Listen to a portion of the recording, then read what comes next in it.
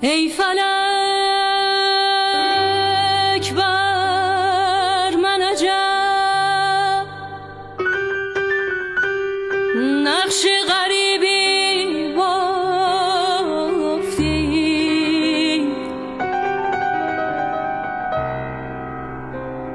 با مراد خویش بودم،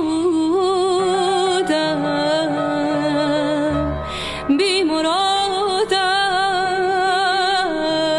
ساختی.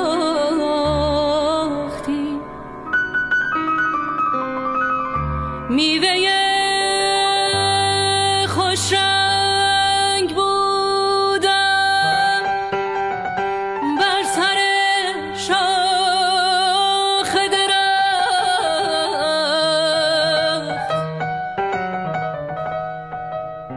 میوه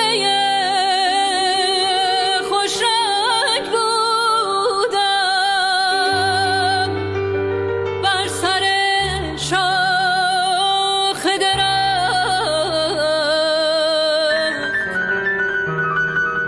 ناگهان بادی وزید و بر زمین انداختی. یا ربی این مرغ بهشتی ز گلستان که بود،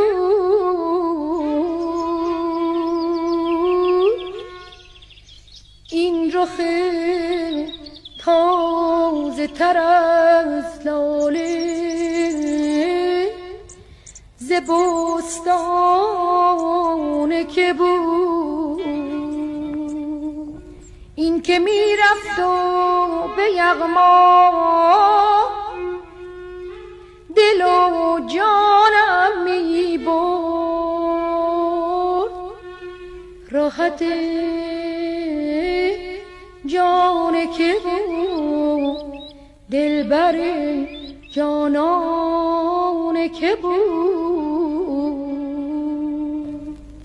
یاد بادم که به حالم نظری بود تو را، به مقام من بیدل گذری بود تو را. به شکیباییم این میوه دل حاصل شد، آخر ای شاخ صنوبر ثمری بود تو را.